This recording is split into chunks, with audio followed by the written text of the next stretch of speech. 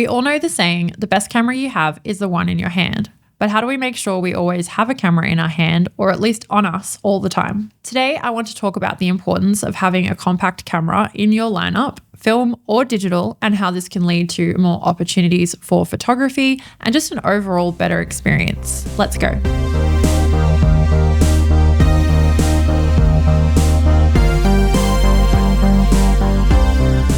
If you want to take more photos or integrate opportunities to do so, a compact camera is a must. I can't tell you how many amazing cameras I own that, yes, I would like to be shooting with more, but I simply don't because they're cumbersome and heavy to carry around. When I take them out, I can just end up frustrated, and this becomes a barrier to my creativity. When I really look at it, the cameras that I pick up and take out most with me are the smaller, more compact, easy cameras to both use and pop in a bag when I'm out taking photos. I don't really notice that these cameras are there until I need them. And to me, that is the perfect experience, being out and about on long days or traveling and being able to have your camera with you. I want to use my Yashica T4 as an example here. Despite how heavily these cameras are hyped and how expensive they are now, I actually don't think that they are quite as good as people make out to be.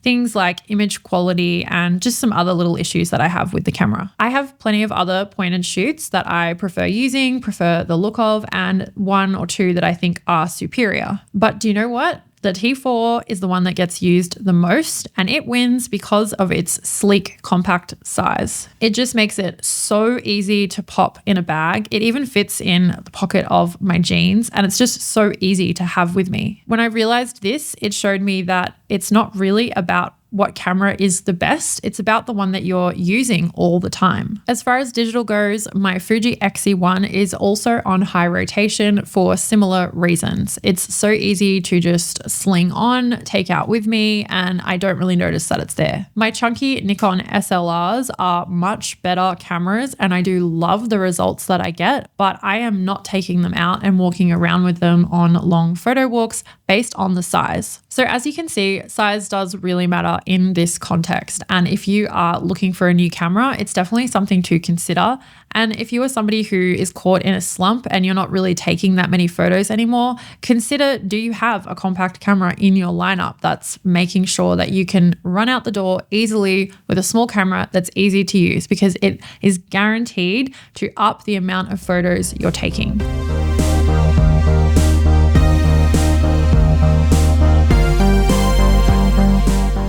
Countless good things have come from not having the most advanced gear to do the job. Whether it be music, filmmaking, or photography, there are endless examples of artists having to make do with what they had and then producing something really creative because of that. There is also a flip side to this, where having an excess of gear, which I am definitely guilty of, and I know a lot of you watching are too, can lead to overcomplication of the process and getting bogged down trying to decide what one to use, and then this just leading to not a whole lot of creativity and freedom. I find having too much gear and obsessing over those types of things can remove you from the core purpose of the photography experience. The answer to this is, of course, the compact camera. Usually having less features and less manual controls, this allows you to simply commit to the process and the actual image making, as opposed to getting bogged down in all of the features. Stripping back the control, if you are somebody who usually likes to shoot fully manual,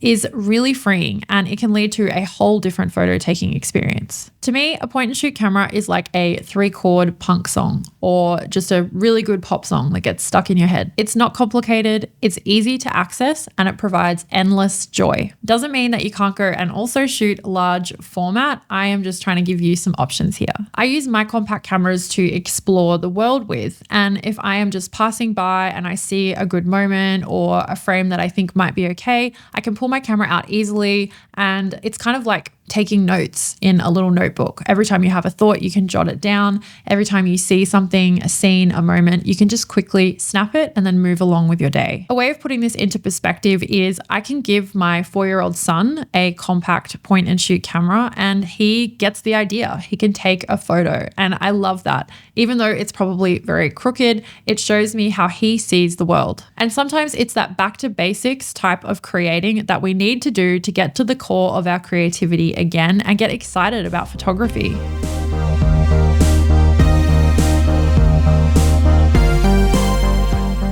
We often put cameras in boxes. I mean this metaphorically. We assign a task or a certain type of shooting event to a camera. We assign it a use category, and then we tend to get stuck in thinking that that's all it can do. We say that rangefinders are for street photography and medium format is for epic landscapes or studio portraits. We reserve certain cameras for serious work. By doing this, we often dictate the outcome that we're going to get from this camera before we've even gone out and shot with it. I think we need to lose that boxed in mindset and just let the process take us and see what happens with this camera. If you've been watching the channel for a while, you will know that I very much resent the notion that we need to have certain cameras to be able to do certain work or be professional, be revered, whatever it is. I believe we can all create good images with whatever we have. I take great pleasure in using a compact, simple point and shoot camera for things like paid work,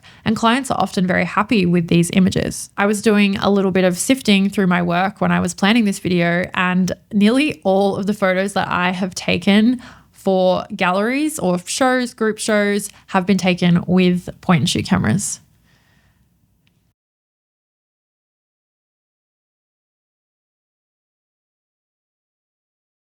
This wasn't an intentional choice either. It just happened to be the camera I had on me at the time. But it goes to show you that you can produce really amazing, great work that's worthy of being in a gallery show or being printed or being sold using very simple gear. The other thing I love about using a simple compact camera for your daily carry is that you will inevitably take more photos and you probably won't think all that much about them because you might be into that kind of just quick snapshot style as you're going about your day.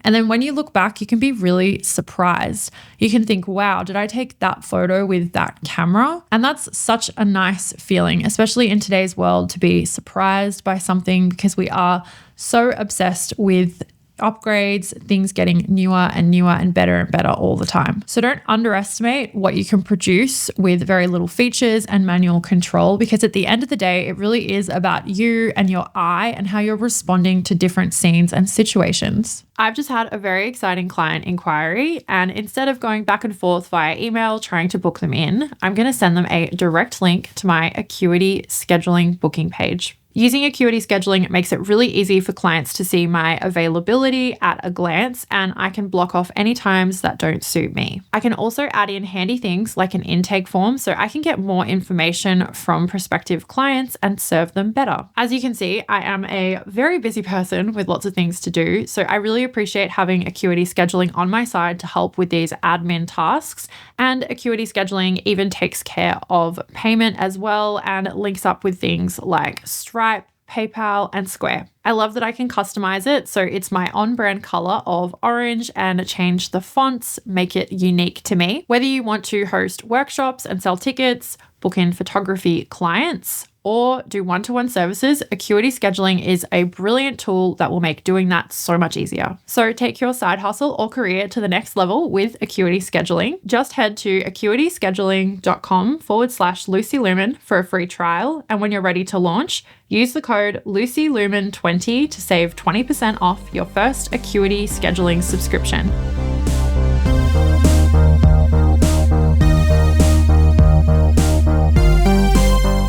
I've saved this final point for last because I think it is definitely the most important takeaway from this video. I want to talk about the idea of extending your style or your genres as a photographer. We can often get stuck in a style or a certain way of shooting, and using a new tool like a compact camera that's very simple will help you to break out of that. You will take photos that you wouldn't normally take when you've got something very simple and snapshot like these. This could help you to potentially find a new subject matter that you enjoy or a style, or open up the scope for a project.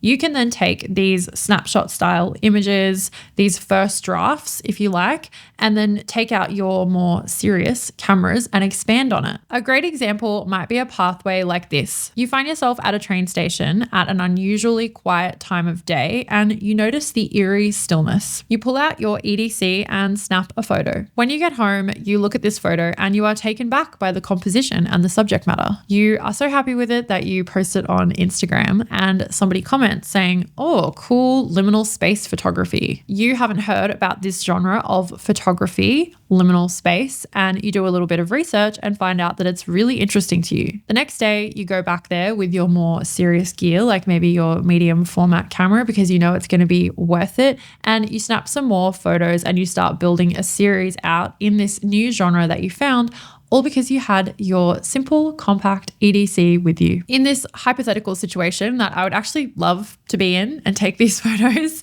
you can see that having something like that on you has just led to this new interest. And I think with photography, we can all get very stale and we can get very stuck in our ways. So having something like this, I think, is so imperative for us to be growing and changing as photographers and stepping into new genres, feeling inspired and refreshed.